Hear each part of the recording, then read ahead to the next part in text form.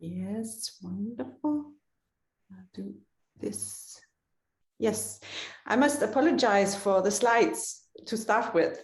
I was trying to find a smarter way of sharing some visuals, but this is the easiest for me. So we will go for the classic PowerPoint.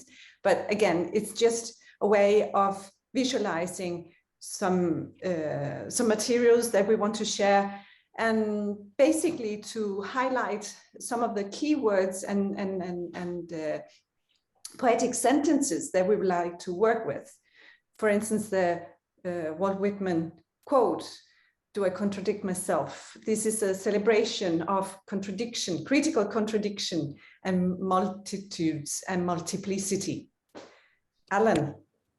Okay, we are two. We should have been three. Andy Passila from Finland can't make it. I'm in a kitchen in Liverpool, so I'm where everybody should be.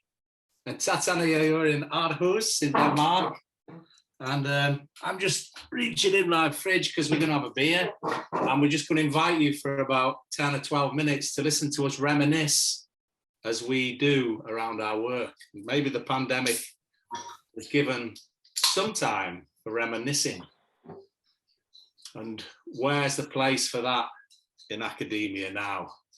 If it's friends remembering privately, how might it be shared in a way? We have a question we'd like to ask you at the end. We'd be very interested in hearing your responses. So cheers, Tatiana. Yes. I'm drinking a beer and Marietti rather early in the afternoon, but very nicely. I'm drinking Danish stout. Oh, it's a big one, big dark one. So, this idea for what we were doing, Tatiana, where did it come from? Remember? Good question. Yes, we're reminiscing, we're going back, and I would like to go back to the moment where I got this idea. Or actually, it was not really having an idea, it was just listening to voices. And I remember clearly I was driving my soon-to-be ex-Volvo, and I started hearing these voices that were asking each other, what was the line? And the other one was asking, what? What was the line? The opening line. What? The opening line. What was it? And they were like arguing with each other, and it went on and on in my commute to work, and these dialogues started to take shape, and suddenly I realized that there were characters in a play, and actually it was at the same moment where Steve and I had conversations, and Steve was asking me, yeah, but you have a lot of tools from theater, why don't you use it in your teaching? And my other colleague Dan Harris was urging me to find my voice. And then I realized that my voice was a theater play. And then I wrote my first theater play. And then I remember you telling me about this, like the car stuff. I know we all do in our own way of spending time alone in our cars and things. But this one really took you by storm, didn't it, somehow? It did. As I told you, there was no intention. The voices came to me, and I followed the voices. And it took me some time before I understood who the characters were.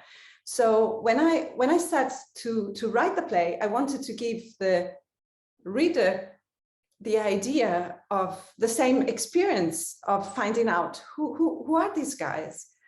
I say the reader because in my idea, it was a play written to be for the page.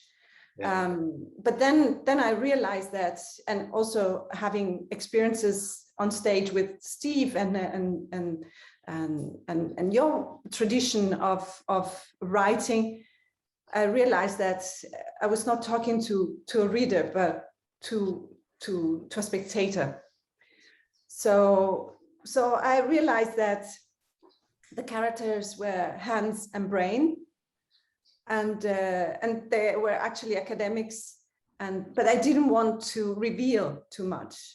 So it was not really an idea and an intention, but it was following an intuition and investigating what's behind this idea and intuition. And but then you took it into print. I took it into print, and actually here is the quote, if you want to read it. And it ended up in this anthology of a very brave colleague of mine who was looking for something different, alternative, provocative. And the title was "The Teacher is Dead, Long Live the Teacher." And it was presented as a performance ethnography. But then again, I was looking for a spectator, and of course my idea was the AoMO community, because in the meantime we had this great experience in Bled on stage, and of course I thought about you and Annie as the voices. So as a director, as a theater director, I had your voices. I had casted you. I had my casting done before asking you.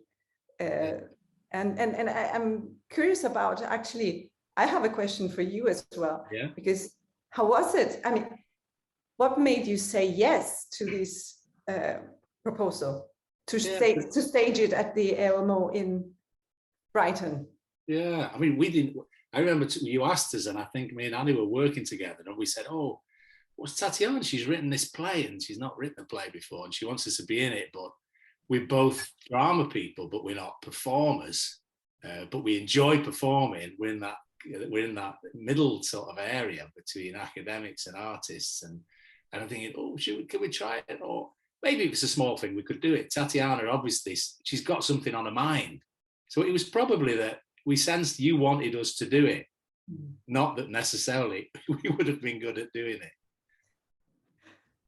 But you also mentioned, when we were talking about it, you mentioned that the relational part was very No, that's important. what I meant. Yeah, sorry, that's what I meant. But the fact you wanted it, so in that way, it was our relationship with you that we knew it would be light and it would be, we wouldn't be put in a box or anything, that you would give it. So it was absolutely the relational dimension. That's what I meant when I said, we know Tatiana, it seems important to you.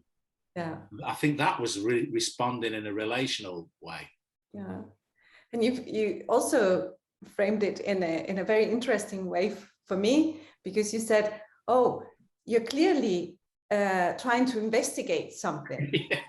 And it's true, because it was the best embodied learning. I actually share the excitement for hearing your own words on stage and embodied in a specific body that Daniel was talking about, hearing his words in a radio play, and it was a great experience.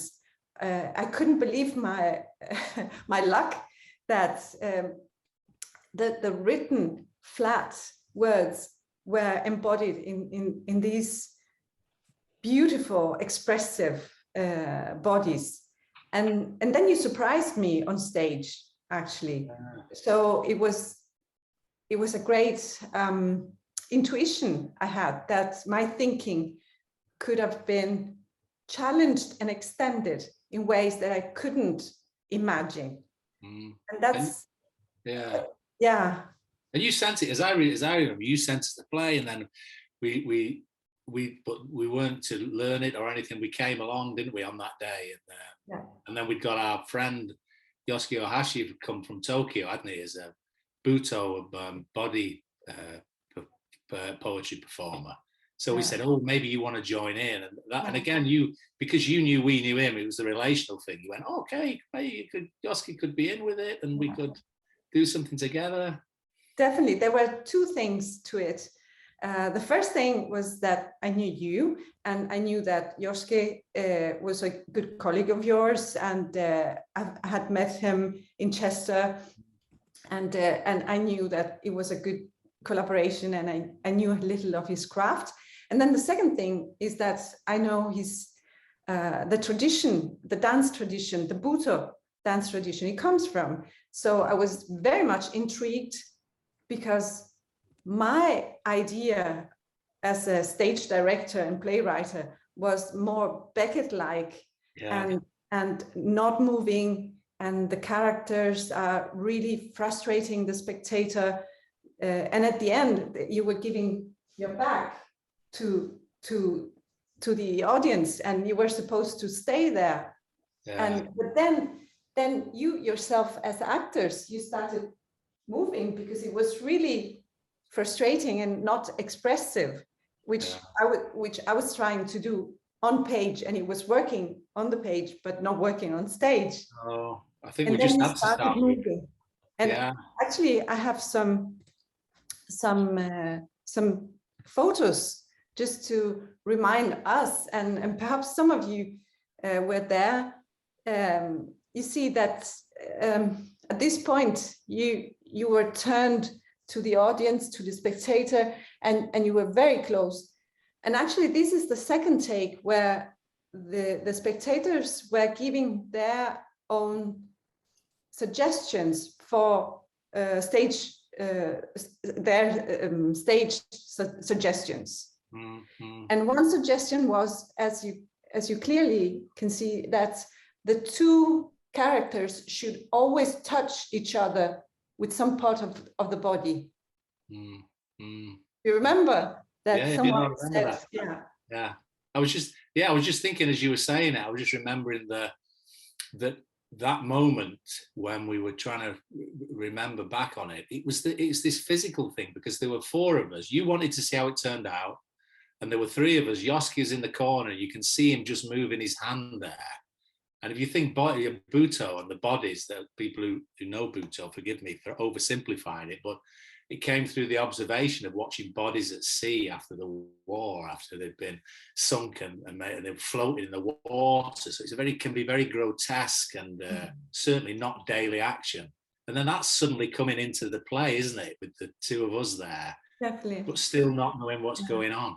Really. No, we don't know. And what I asked Yoski was to just stay in the corner and comment in his Bhutto tradition what was happening on stage. And we didn't know what was going to happen, because I had told you, don't read the play. You just have, I'll bring the papers, the written papers, and you just read it aloud. And so we didn't know what the spectators would suggest you to do. And then while this was happening, this was getting more and more messy. This happened. And this was mind-blowing, because Yoski was, as you were not happy to say the words with your back to the spectator, he was not happy just to be in the corner. So he approached the two characters, and it got messier and messier. And also your way of reading got louder and messier. And this got me thinking. So it extended my theoretical thinking and conceptualization about hands and brain, theory and practice. And also what we were doing, the radical trust of getting into this messy process. Yeah, I suppose as well, I was thinking of the people in the room, because it wasn't good theatre in one sense. And Philippe left, I think, didn't he? He'd had enough at one point. But to have a space where people can leave, or but they can still say, and you're trying to figure something out, that has actually taken another sort of year and a bit for us to think through, hasn't it? Is again, these sorts of spaces, where do we create these spaces where we can reminisce about this sort of radical trust and playfulness still in the institutions we work in? Yeah. And also where are the spaces where we can make sense in embodied, collaborative, poetic ways?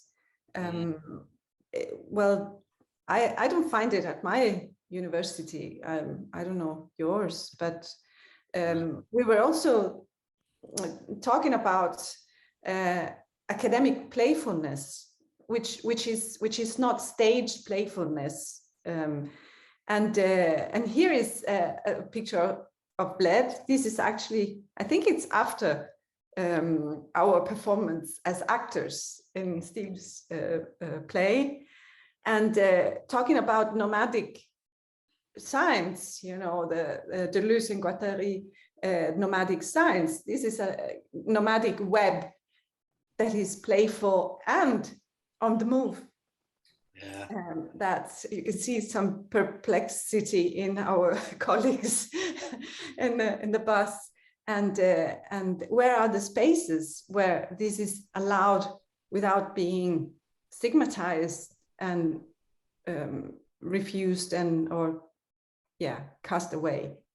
And this is also the way we made sense of it, because what we are telling today, we actually wrote a chapter to an anthology, and these are some of the we can say the findings of our collaborative ethnography. The non-judgmental space, the yes and no, the openness to live the space, the legitimization of living this place, non-compliant participation, and the academic place room as the place of open possibilities that is non-judgmental. Yeah. And also to feel awkward with each other, you know, in terms of what we do. And I think that's taken us our time nearly up to the point of asking the question, Tatiana, or after we maybe. We have a little more time. That's why I was lingering more in reminiscing, because then we can also give a little sense of how we extended our theoretical frames and in which ways we used this experience. And we can see a clear problem that is also coming out from our conversations in these 3 days. And the problem is that we are in academia and higher education, we are replicating these dualistic ways, dualistic knowledge models. And this means that we separate instead of uniting, or not even uniting, but just living the messiness, being creative and critical, and believing that academia is a neutral space, that learning spaces are neutral, measurable, and don't lack context. It's how can I say, it's ingenuity. And also perhaps not ingenious, but politically aimed at building oppressive systems, because oppressive systems discourage bodily, sensuous, and affective approaches to knowledge. The more robotics we are, the easier we are to manipulate. And these are mostly feministic theories, feminist theories. But also I would like to remind you of the good old Goffman, who is saying that seriousness, seriousness is good in advocating for itself. But playfulness is playful activities need to justify themselves because they're fun, and fun alone is the approved reason only for playing, not for doing serious stuff. So we have some work to do in order to reframe playfulness as a fundamental way of learning seriously, yeah. And let me see the necessary, we call it the necessary vision, and we also have conversations with Clive about it, the very much needed creative alternative that stimulates criticality in a playful way, and valuing the playfulness at the same time as logical verbal reasoning. And this can be done, in our opinion, only valuing aesthetic learning, bodily recognitions, and sensuous knowledge that must build the future university. And this is the link. You can have the slides. I can send it to you. This is the upcoming chapter where we tell the story, and it has been a great journey. Because we found for the first time editors, they were more crazy than us and encouraged us to push the rebelliousness of our contribution even more. And actually, we have been told that our contribution is the most conservative one in this anthology. So I really look forward to read it. And then we had a question to you, because if we can see this picture, and if Yoski is the glue between the two characters, you know, Yoski stands in between hands and brain. So out of metaphor, out of this bodily metaphor, what is the glue? Where is the glue in academia? And this is perhaps the debate we would like to engage you in, and if you have comments or questions. Yes. Yeah, I found that. Sorry, can I say something? Tatiana, thanks so much for that, and also to Allan. I just, one thing immediately, was anyone at the SCOS conference on play sport, game sport, or play, game and sport? Game, sport and play. Probably 2014 was a standing conference on organizational symbolism. It was fabulous. It was really fun, and it was really charting the relationship between play and game that children will naturally do. A thing called sport, which is the institutionalization of play. If you weren't there, but that just really alerted me. And this preposterous idea that playfulness is fun, therefore we can discard it, is awful. You know, so annihilating, really. So good for you. So I was just wondering. Well, two things jumped into my mind. I really enjoyed that. One is Harriet Short's stuff on liminal spaces, the stuff that she did with hair in hair salons at Researchford. You probably know that, because I kept thinking, where does that happen in academia? And I thought, in liminal spaces, and those spaces are typically conferences. Yeah. And that's not in the conference sessions, that's in the breakout sessions and in the bar afterwards. And that brings me back to open space conferences, because that's where it comes from. That's where Harrison Owen got the idea from. That there was so much more fun and so much more inspiration going on in between the actual conference sessions. The serious ones were just the kind of currency with which you have to pay for your attendance.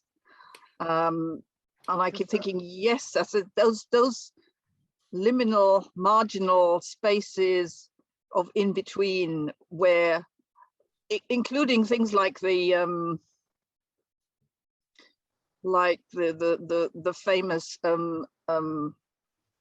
corridor conferences and the water cooler conversations. Okay, they don't have the freedom that you've had in your play. You can't you won't find people standing around and pulling funny faces or twisting themselves in half. But those are the spaces where fun and playfulness things can happen, as well as serious things. But that's where you find a bit more leeway, a bit more freedom in the, in the space. Can I have a comment on this one?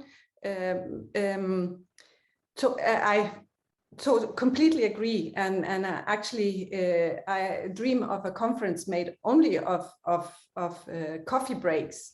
And I know the open space is based on that, but I would like the coffee break, not the open space, just the coffee. As Paul, so next time I will follow Paul in the near cafe, so you will have a follower. But I was thinking, how can we transport this thinking into education and make it a systematic disturbance of the status quo? And for instance, I work with laboratories, the theater, the studio, and some in this community also have worked with studios. So I think it was, I don't know if Steve or Jack was first, but Steve. Yeah. I was just gonna say, to me, I remember that session and seeing the pictures of that session. The reason you said it wasn't performance, it wasn't good theater, because it wasn't for theater or performance. It was, to me, it just felt it was rehearsal. Yeah. And in that way and rehearsal is such a completely different thing than performance. And oftentimes, you know, some of my richest experiences in theater as a director, as a writer, as an actor even, have been in rehearsals rather than in performance, because performance is pretty prescribed. But, you know, stuff happens, as I think Piers said the other day, you know, like just weird, totally socially unacceptable stuff happens in rehearsals, and it's okay, because that's what rehearsals are for. So to me, it's not, and I think that's one of the things we actually, art of management does fairly well, is I think we allow sessions that are more rehearsally than performance-y. Yeah. That allows those kind of half-baked things, and and how do we capture? And it seems to me education suffers when it isn't rehearsally enough, and it's too performance-y. I'll just dive in on that one. I just wanted to, we are bad people. I just want to say that now. I need to undress the emperor, because what I think happened, it happened actually pretty soon after open space was discovered, is we then institutionalized the coffee breaks. And we're doing it now. So we name them, these are the cool things, and they're over there, and we go to them. And, you know, the arseholes are the serious people back in the room. And so they are no longer the liminal spaces. In fact, they're almost expected and more programmed than the damn program. And I notice that open spaces is you go into the coffee break, and then you realize it's just another shit session with everyone being friendly. And so then you go outside the building with one person, and that becomes the new liminal space. And now, like mirrors, I see liminality disappearing off into infinity. And then I noticed what certainly happened with me was then I retreat back into the serious space and start connecting online, which is very naughty. Say on WhatsApp, saying, "Are you in the? You know, the same person's in the room. What do you think of this shit?" And then we're doing that. And then even when that's no good, because we realize that social media is also no longer a liminal space, we just retreat into our heads and daydream. Yeah. That's wonderful, Paul. One thing that really grabbed me about your slideshow, Tatiana, was a picture of the bus in Bled. And I have strong memories of the bus ride there and back, and that was a riot. And that bus ride was absolutely, the bus ride was great. And that was a trigger of a memory. And if I think back to Bled, all kinds of intentions were made, I remember, to recreate some of the spontaneity and the wonder that happened in the voice stuff we were doing. I was mainly around the voice workshops for that. But I feel a real sadness that it didn't survive beyond the best of intentions, that didn't really occur. But no, we should make the entire world a bus ride. And but how do you get away from exactly as what Paul was saying, that, you know, it all becomes institutionalized, and we need to move away. So Tatiana, I was going to say, I liked your presentation, and it brought back to me some of the themes that are going through this. But I think, first of all, for me anyway, it just validates even more. It starts with a cultural lens. And you've heard me talk Eastern, and you had a Japanese person there. And so what I find in my experience over 30 years amongst that is how they frame their ontology is different. And the framing is space and timing. It's at a fundamental level, and it takes language out of it, because language, when we try to translate a text by somebody into another language, it's already changed the meaning. So the meaning is your presence. And so, you know, you take the language out as best you can. And so then you start to look at space and principles and form and movement and energy. And those things are defined within a context.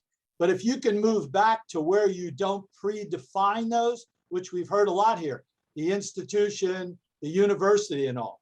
And what I find too resonated with me is this notion of performance, defining aesthetics as performance and practice.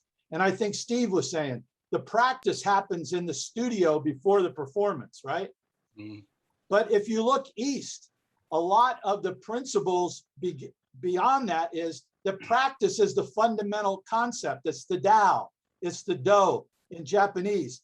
And what practice is, and I've been looking this up, practice is focus on self-cultivation, self-cultivation. Or I found another person doing translations all the way back to Marcus Aurelius and philosophy. He talked about spiritual practices. So you're transcending the cultural thing. You're saying, how do you train yourself to deal with, and you talked about it, disruption, conflict, chaos, which is the messiness of life. And so the pedagogy is, how do you talk about that as reality? And you begin to train people on fundamental principles of movement and space. And in the Western literature, it talks about what a novice moves to a master and how they develop flow. You begin to look at things differently because of your capacity and your capability. So I think pedagogy is a key piece. So it really validated for me what older civilizations have been saying for a long time and putting into practice in a different way. Perhaps I can tell you more about the reason of my excitement for having Yosuke with us, which is I come from theater studies, and the theater that I mostly studied and engaged with, it's post-dramatic actors training, and especially theater anthropology. Which is based on Eurasian investigations of the common principles in between cultures. So it's not cultural universalism, but it's the study of common principles in Eurasian cultures. And this is also working in towards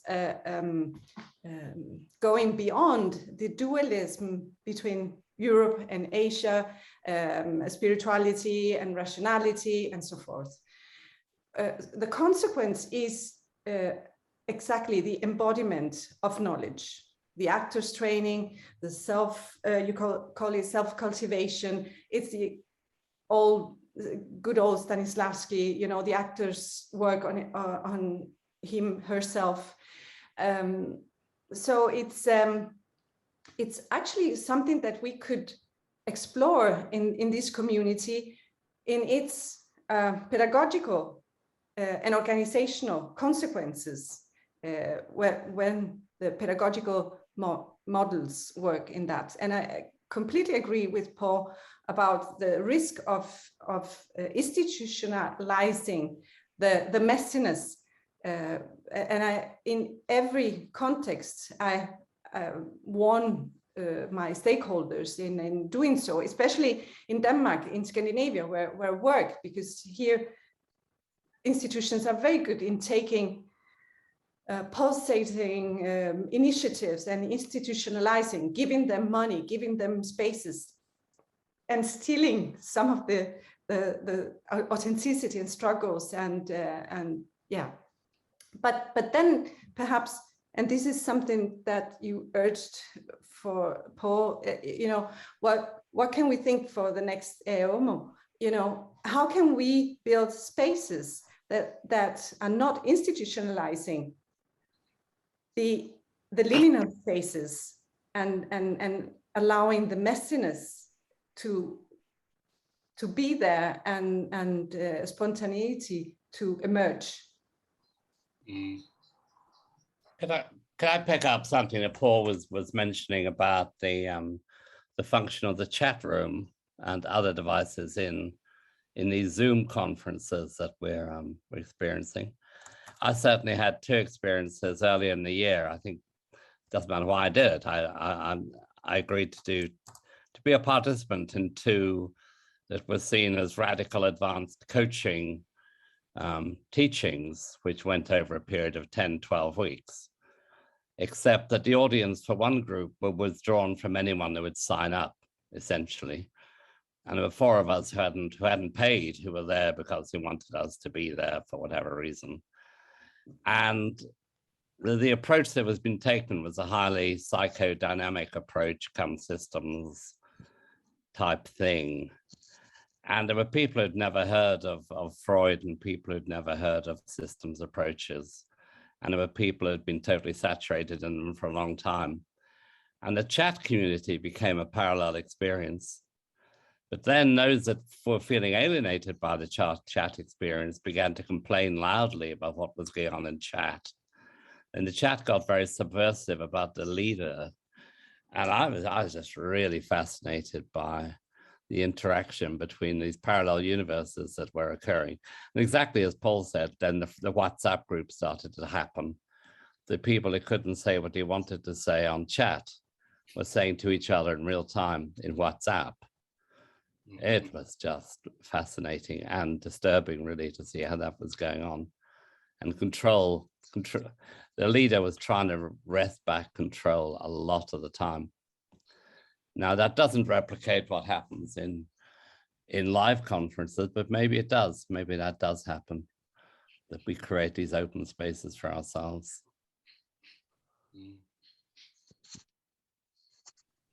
If I could just add one comment about the bus trip with the paper. I'm always looking for evidence of organizations that can actually do things like that.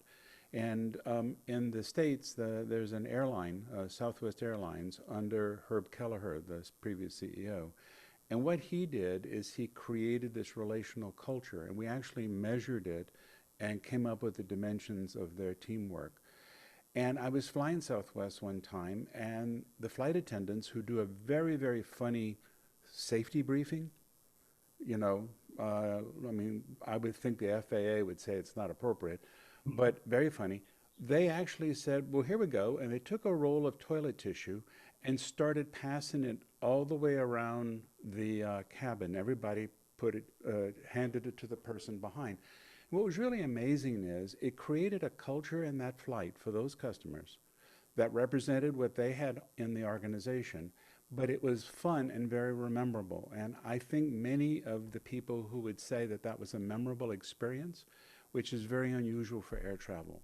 So I think the fact that you remember your bus, I think some organizations said, hey, let's give it a shot. So I just wanted to share that. Very nice. Hey, I put one thing in for that comment that was fascinating, because I'm sat here in Liverpool. The scouse, the Liverpudlian word for a toilet roll, is carnival paper. So it has a lovely double meaning, I think, in that context. I think I wanted to just throw in too that I absolutely am one of the people that loves to flee open space sessions and see who's in the bar. I just think I've kind of developed a bit of a Herbert Lom in Pink Panther type twitch when people call that liminality. And for me, I think the only thing left to me in my life is liminality. And the closest I experience it is the white rabbit in Alice in Wonderland. And just when you think you've seen it, it's shot off and you go kind of chasing after it. So I think as soon as you call something a liminal space, it ceases to be one. So it's gone by the time you've got there.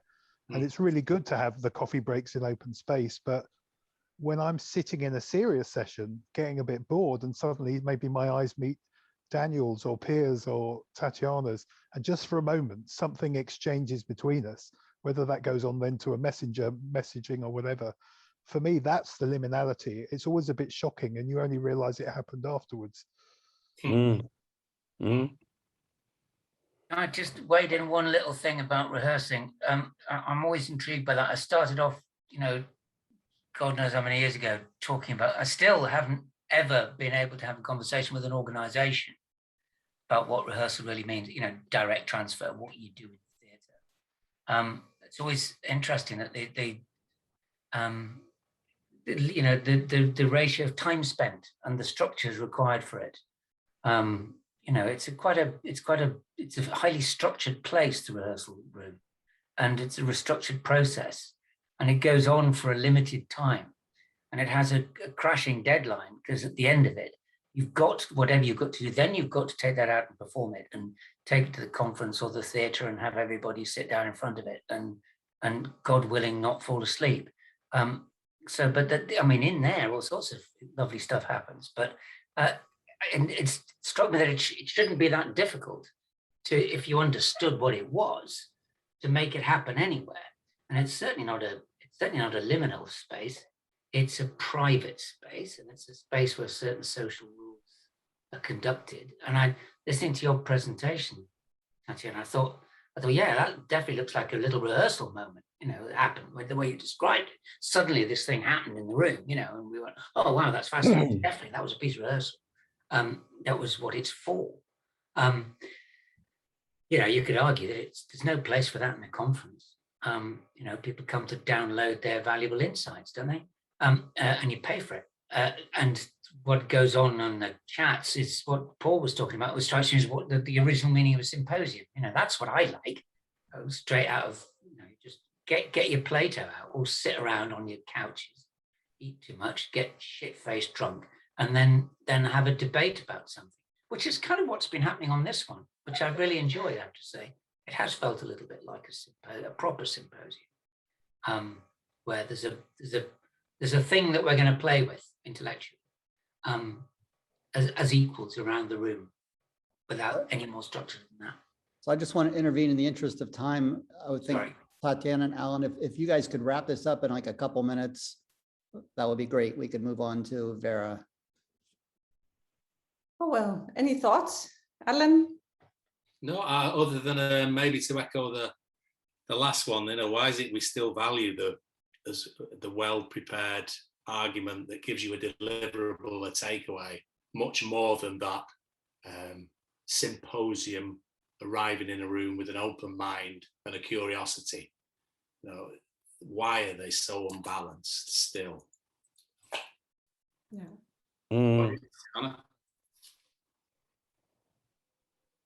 Yes, I think these are the last words. Okay, that's a great way to end Work it. in progress. Thank you so much, Tatiana and Allan, and Miss Inanne. Yeah, loved it. Thank you.